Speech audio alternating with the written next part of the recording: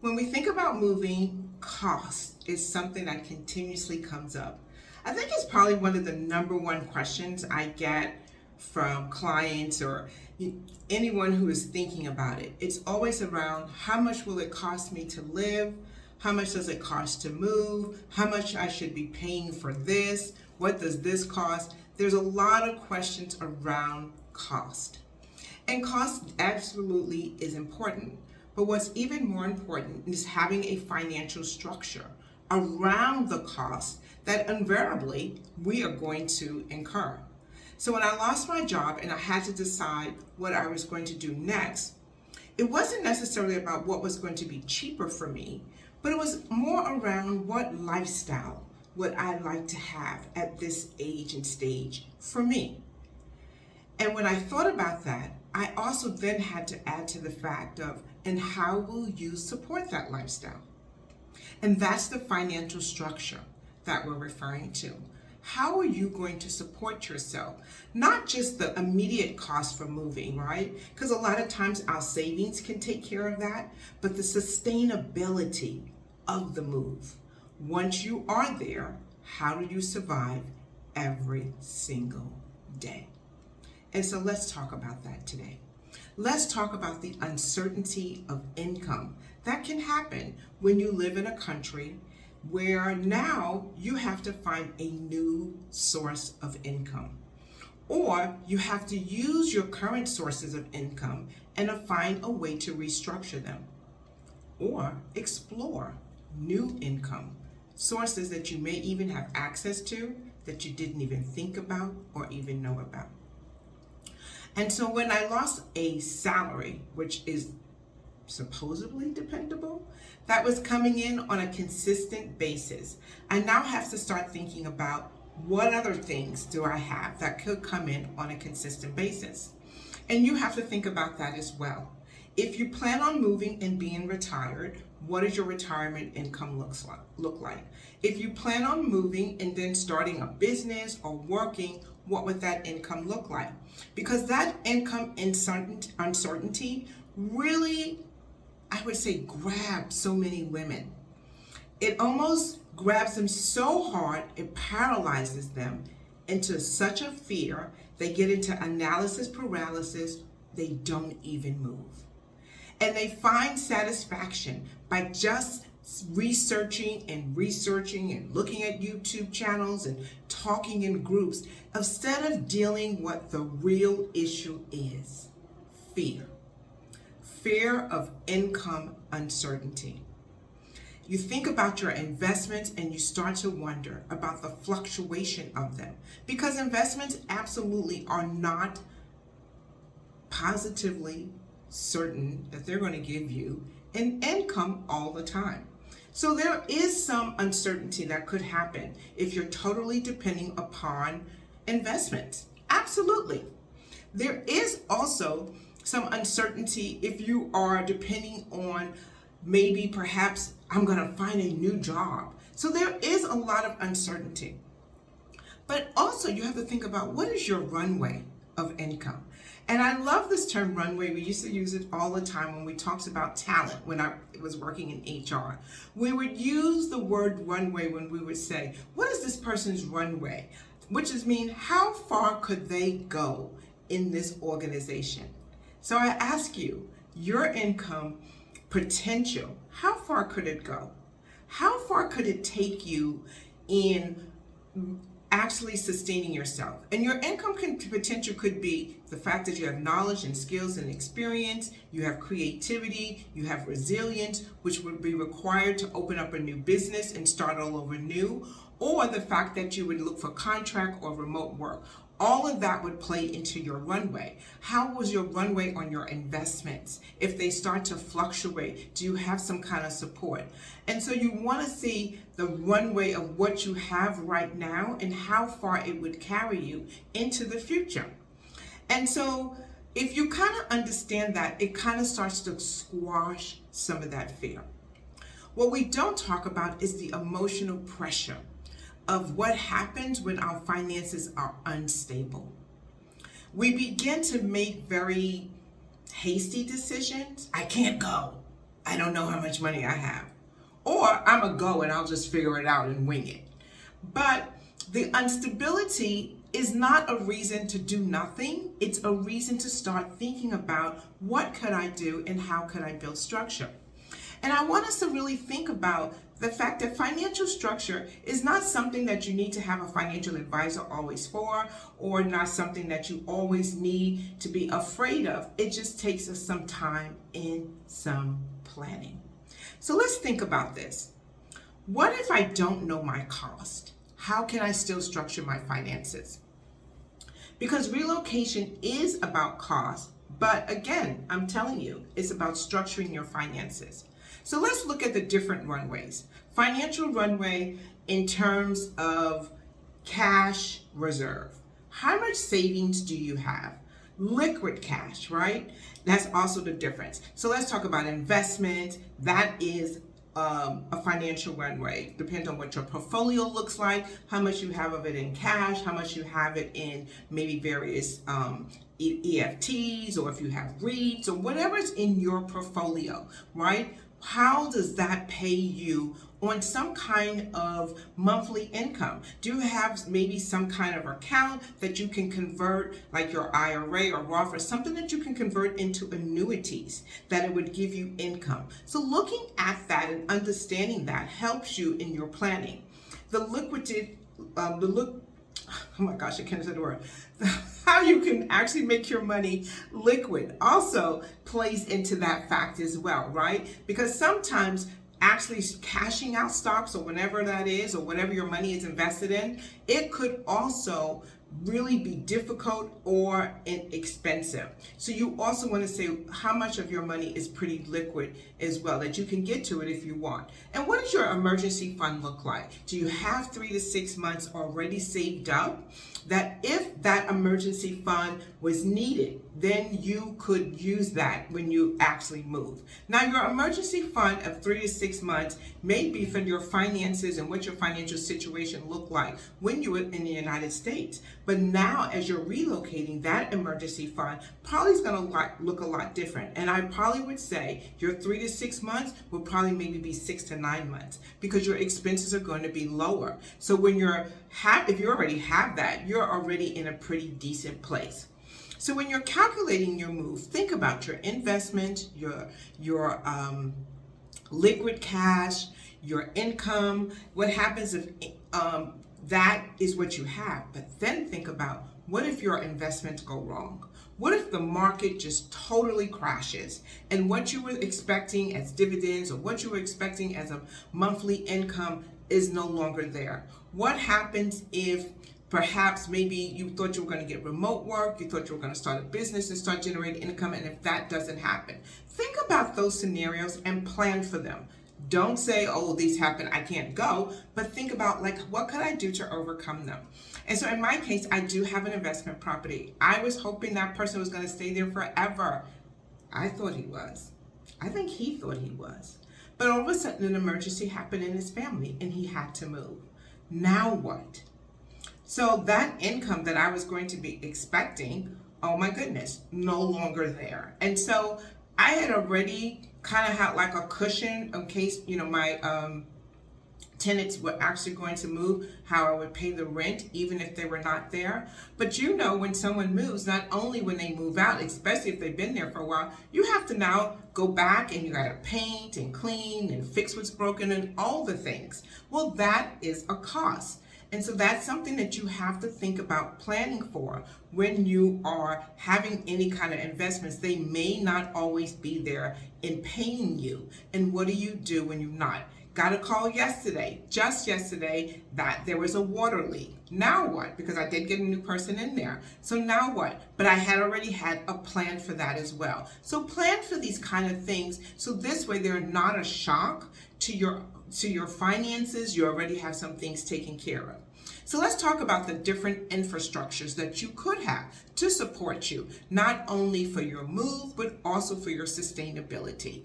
This is where you want to think about the income. What are your income? And I know if you heard one video from me, you have at least heard about mailbox checks.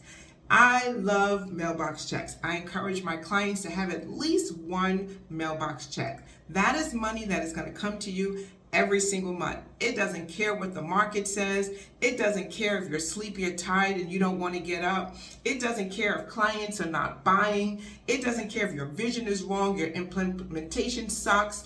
That money is gonna come to you every month. And having that kind of income gives you so much peace, and it really is a part of your structure that allows you for a sustainability. So having income is really important. And if you want, yes, definitely, absolutely. Go and get some business income. Go and have some remote income. Go and have a side hustle. I have a friend here who sells t-shirts online, print on demand. She is not doing anything. She set the website up and that money just trickles in. Now, that money is not how she's going to live every day and sustain herself. That is her extra money. And I want that for you too. So think about things that you could do to put in place to have that extra money. Do you have a pension coming in? That is a mailbox check. That is money that you could actually have come in. Mailbox checks are like pensions, Social Security, those checks that come in every single month. So if you want to think about that, that's one.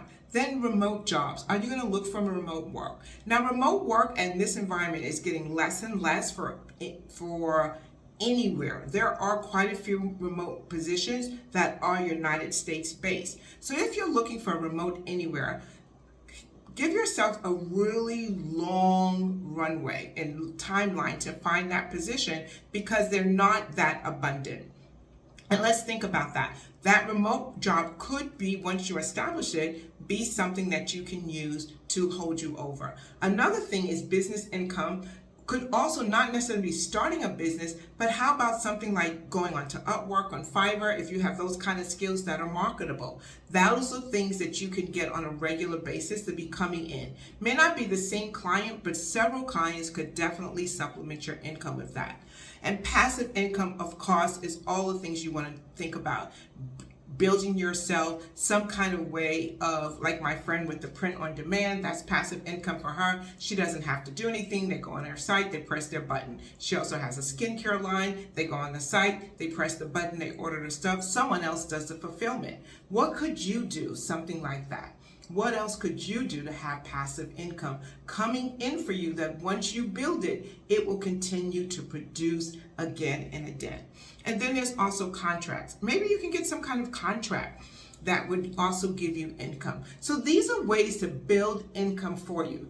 And I've seen people fix and close the gap of their income just with one of these. And sometimes you may have to have one or two of these to close your income gap of how you want to be sustainable, simply because of what you're making and what you have. And especially if you have debt, if you're moving with debt, then you may want to just get something just to attack that debt alone outside of your expenses. So of your daily living expenses. So consider that. And so for me, I had and still have like different buckets of income. I constantly are always thinking about how can I add more to each one of my buckets, right? How can I add more to my active income? What else can I do for passive income?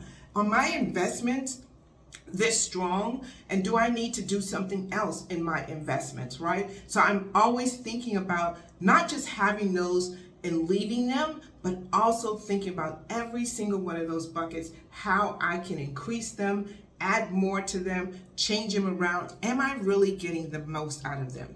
The other cost that you want to think about as you're building out your financial structure is you are going to need a visa or something to legalize your stay in that country, right? Something has to legalize you there. So what is the cost of the visa? Put that in your financial structure. Thinking about your financial structure in terms of your visa, how often will you have to renew it? Because you may get that visa and it may be something like a digital nomad that has to be renewed constantly and you're paying over and over again every 12 to 18 months. Or you may have something that's giving you permanent residency and it's a one and done. So that is a cost. Then you want to ask yourself, is this residency that I have leading to either citizenship or permanent residency? Because that is also going to affect your financial structure, because whatever it is, if it's just like, oh, you're going to have to constantly renew it, then not only is there a cost, but there's instability about, do I really live here forever? And that's an emotional stability that also can cost you as well. Because when we have emotional stability, especially like loneliness, we also start to spend money on things that perhaps we wouldn't spend money on. Food, snacks, binging, television shows, having all kinds of streaming services we don't necessarily need, or alcohol, all kinds of things to substitute for that emotional void that we have. That is a cost. And so you want to really avoid that cost at all costs. That was kind of cute. I thought so. Anyway, when you do your residency, let me go back to that for a minute. Thinking about your income, that also plays into what kind of residency you can have. I was in a conversation with someone who wanted to move to Mexico, and they didn't meet the residency requirements as far as income was concerned. Now in Mexico, it's one of those countries, depending on what consulate that you apply, what state, what the income requirements are. And so one of the things was, hey, what could we do to look at a different consulate where maybe the income requirements are lower? But also the thing is, what I see people do is they come into a country where there's like, oh, as an American, you can stay here for 90 days, or you can stay here for 30 days or 180 days, and people jump in and out. So then they leave for 30 days and then they come back, or they leave for whatever the period is that they have to be out of the country and they come back. That's a cost. And so if you're not in a position to actually get fulfill any residency requirements, that is something that you could do, come in and out. But make sure you calculate that. Make sure you put that in your financial cost. And then health insurance, you want to put that in your financial structure as well.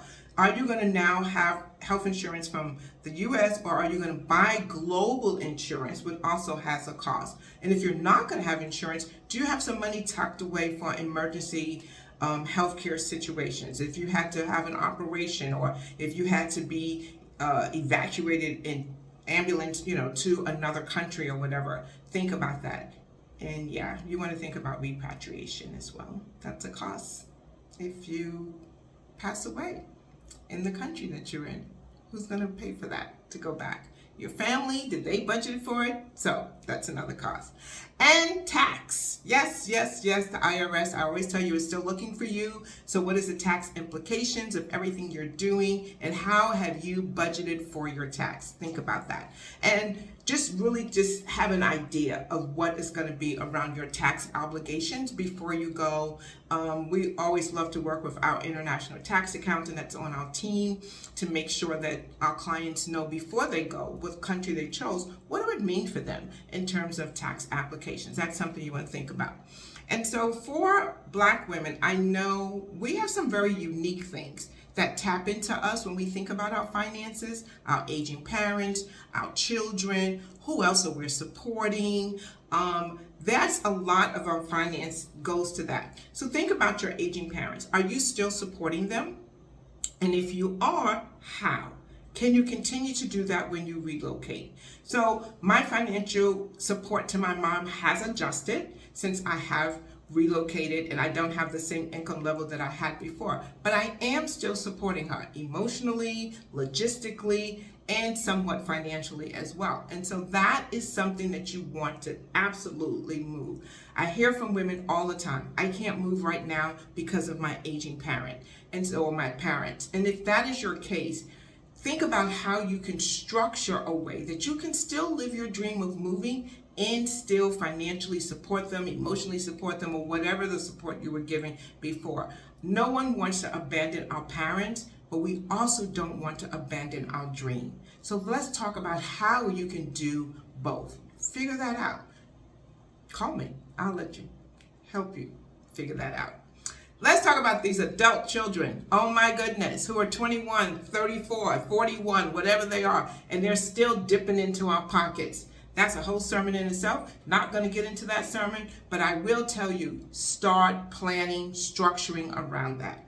How much longer are you or want to? I'm not telling you should support your kids or not support them. That is an individual decision. But I do say you should plan for it. So if you plan on continually supporting your adult children, put a plan in for it.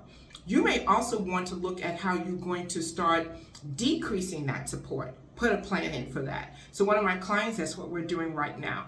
They're supporting one of their children, and we're like, okay, let's talk about letting your child know this is my relocation date, and after that date, no more financial support for you. So right now, every month, we are decreasing the financial support, and you're gonna have to start figuring it out. That's our plan for this child. You know your situation, you know your child. Sometimes children have special needs and they're not able to produce income that's going to support them. Whatever your situation is, have a plan for it. That's all I want. Think about that. And if you're the person, you're supporting maybe some ministry, some church organization, some nonprofit organization, somewhere else where your money is going to, and you want to continue to do that, put that in the plan. Whatever it is, have that structure around that. The most important thing I keep saying to you is it's not about the cost. It's about having the structure of understanding what's coming in, what's going out, and having a plan to address it. Too many times we underestimate how much it costs to move, and we underestimate how much we need to situate ourselves, right? So moving is not just a truck taking us. We got to think about what it costs to get rid of our stuff, what it costs to get our stuff here, what it costs to leave our stuff behind, what it costs to replace our stuff, all those things. The lawyers to get you settled, all the things that you need in your transition. You don't want to underestimate that cost. You also got to consider if you're moving to a country where your currency is different than the US dollar, what happens when that currency fluctuates? What happens when the US dollar is no longer 1-to-1 or it's 2-to-1 or whatever the situation is? What would that do to your financial situation? I was working on a contract for many, many years, and they were paying me in euro. And when they started paying me in euro, it was about, the US dollar was stronger to the euro. So I was doing very well, right? So the rate they quoted me first was in dollars, then they converted it into euro. They even added a little bit on. And so everything was great. Next thing you know, the US dollar flip-flop. It was not doing as well. And I saw myself losing money on a daily basis just because the currency fluctuated and the currency shifted. It can happen. It will happen. You just don't want to be caught unawares and not know what to do or find yourself in a financial gap when it does happen. So plan for that. Plan for if you're going to need to send money home. Plan if you're going to need to go home. So I had an emergency when I went home for one thing, and I had to stay longer because I started to have there were some other emergencies I had to start attend to. I had some friends and family members who kind of passed away during that time.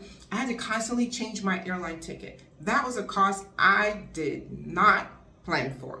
So all of a sudden, I'm paying $250 to change this ticket, another $250. That was $500, not in the budget, nowhere in the budget. But something, I had a little cushion. I have a little cushion. So it was taken care of. So I want you to do that too. I want you to not just say, I'm only going home for Christmas and Thanksgiving and that's it. I want you to plan for all the times you absolutely know you're going home, and then plan for it in case I may have to go home and I didn't plan for it. So that would help you in your structure.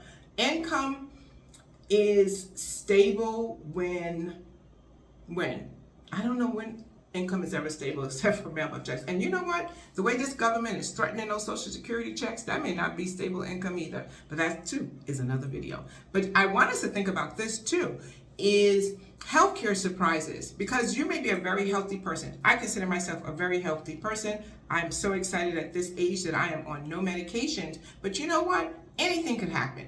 Absolutely anything. Gallstones, they just creep up on you they're just like little snake. They just boop, You don't even know when they were coming. They creep on you. All of a sudden, you can see yourself being in the hospital, having to have an operation. So plan for health care surprises. I do not want that to happen to you. I want you to stay in good health. I hope you're eating healthy, living healthy. Isn't that the whole reason why we want to move? We want partially to be in a healthy lifestyle, less stress.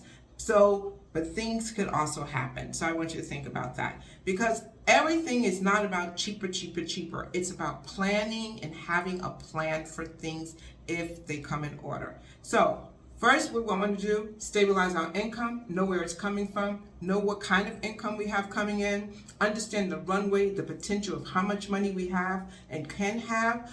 Also, think about all the other kinds of structures that we could put in place for money. Think about all the different things that will come into place that we have to pay for. And I want us to be very intentional in doing this. I don't want us to do this out of fear. I want us to do this with intention of understanding how our finances are going to look like when we move. When you do that, your moving is easier. You're moving with more confidence, and you're not in this whole fear factor. Oh my gosh, I can't go. And stop watching all those videos, except for mine. Stop watching all those videos and not take action. Even me, if you're watching me, take action. After this video, sit down and go ahead and build out your financial structure. Don't just say, oh, that was good information. Make a plan. Build out your financial structure. It's the only way you're going to get closer to where you want to be. Thinking about it, talking about it, Googling about it, doing something about it will get you to where you want to go. So I got something I need you to do right now. Hit that subscribe button if you have not already hit it. Hit that notification button, because I want you to move, and I want to continue to give you some financial moves that you can help you make that move actually possible. We're here all to give you clarity around your cash flow. That's what I'm here to do for you. I'm Cebu, your bougie girlfriend, and you continue to live an elevated life.